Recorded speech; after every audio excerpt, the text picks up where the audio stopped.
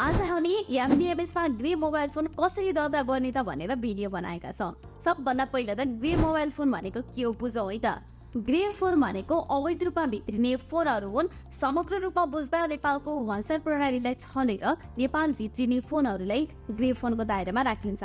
भारतबाट खरिद गरिएका फोनहरू, विदेशबाट गिफ्ट स्वरूप आएका फोनहरू वा नेपालमा अवैध रूपमा बिक्री हुने फोनहरू सबै ग्रे फोन अन्तर्गत नै पर्छन्। अब भने हामी ग्रे फोनहरूलाई MDMS प्रणालीमा कसरी दर्ता गर्ने त भनेर यस भिडियोमा बनाउनेछौँ। आशा छ तपाईहरुलाई यो भिडियो उपयोगी हुनेछ।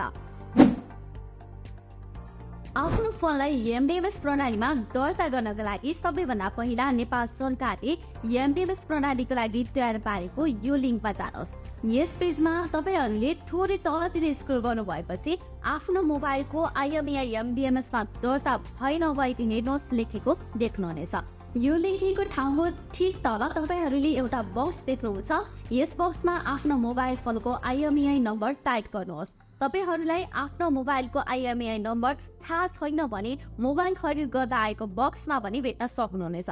या आफ्नो मोबाइलमा *#06# डायल गर्नुभयो भने पनि तपाईहरुले आफ्नो मोबाइलको IMEI नम्बर थाहा पाउनुहुन्छ। IMEI नम्बर टाइप गरिसकेपछि बक्सको तल रहेको खोज्नुहोस् लेखेको बटनमा क्लिक गर्नुहोस्। यदि तपाईहरुको मोबाइल फोन पहिला नै MDMS मा दर्ता भइसकेको छ भने तपाईहरुले तपाईको मोबाइल NTA को MDMS मा दर्ता भइसकेको छ भन्ने मेसेज देख्नुहुनेछ। यस्तो मेसेज देख्नुभयो भने तपाईहरुले अन्य केही काम गर्नुपर्ने छैन। तर यदि तपाईहरुको फोन MDMS मा दर्ता भएको छैन भने तपाईहरुले तपाईको मोबाइल NTA को MDMS मा दर्ता भएको छैन, दर्ताको लागि यहाँ क्लिक गर्नुहोस् भन्ने मेसेज देख्न सक्नुहुनेछ।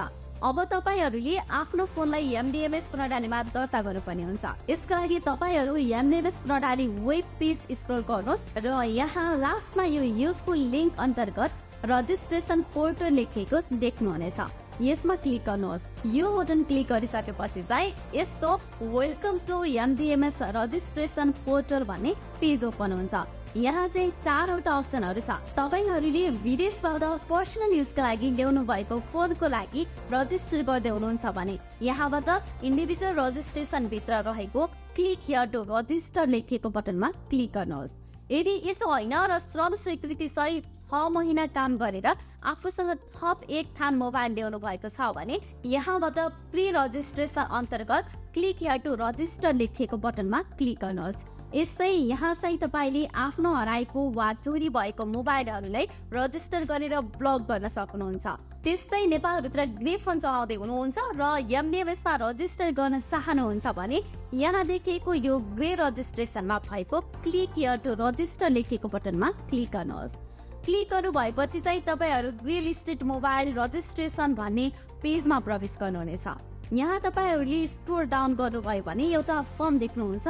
सबभन्दा पहिला त तपाईले आफ्नो IMEI नम्बर यहाँ राख्न पर्ने हुन्छ। तपाईले आफ्नो IMEI नम्बर थाहा छैन वा याद पनि छैन भने अघि भने जस्तै आफ्नो मोबाइलमा *#06# डायल गरेर हेर्न सक्नुहुनेछ। अब IMEI नम्बर हारिसकेपछि ब्रान्ड र मोडल आफै अपडेट हुन्छ। यसको तल तपाईले आफ्नो नेम, कन्ट्याक्ट डिटेल्स र एड्रेसहरु राखेर लास्टमा रहेको प्रोसिड टु नेक्स्ट स्टेप बटनमा क्लिक गर्नुहोस्। अब भने तपाईहरुले एप्लिकेसन डिटेल पेज देख्नुहुनेछ जहाँ तपाईहरुले भर्खरै भर्नु भएको सम्पूर्ण फर्मको डिटेलहरु हेर्न पाउनुहुनेछ। यदि कुनै डिटेल मिलेको छैन भने पनि तपाईहरुले यस पेजको माथि रहेका रिसेट फर्म वा रिटर्नमा क्लिक गरेर पनि फेरि एप्लिकेसन फर्म सच्याउन सक्नुहुनेछ। यहाँ सबै डिटेलहरु मिलेको र नमिलेको चेक गरेपछि अब यो प्रोसिड टु पेमेन्ट बटनमा क्लिक गर्नुहोस्। यसपछि तपाईहरु रकम भुक्तानी गर्ने पेजमा पुग्नुहुनेछ। यहाँ साइडमा भुक्तानी गर्दाको विवरण छ भने यसको ठीक तल एउटा टेबलमा तपाईले बुझाउनु पर्ने रकमको विवरण पनि देख्न सक्नुहुनेछ।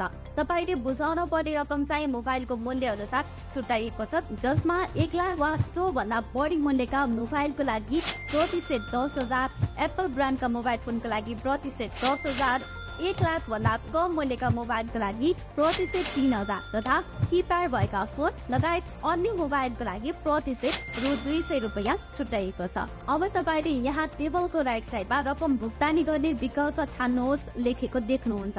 जहाँ तपाईँले ई सेवा, खल्ती र कनेक्ट आइपीएस गरी 3वटा अप्सन रहेको देख्नुहुन्छ। तपाईँले यहाँ आफूलाई सजिलो हुने अप्सन चुज गरेर पनि पैसा पेमेन्ट गरी एमडीएमएसमा दर्ता गर्न सक्नुहुन्छ। यसै गरी तपाईँहरूले इन्डिभिजुअल रजिस्ट्रेसन र प्री रजिस्ट्रेसनको लागि पनि फर्म भरेर मोबाइल फोन र एमडीएमएसमा दर्ता गर्न सक्नुहुनेछ। यो भिडियो तपाईँलाई कस्तो लाग्यो प्रतिक्रिया दिन नबिर्सिनुहोला।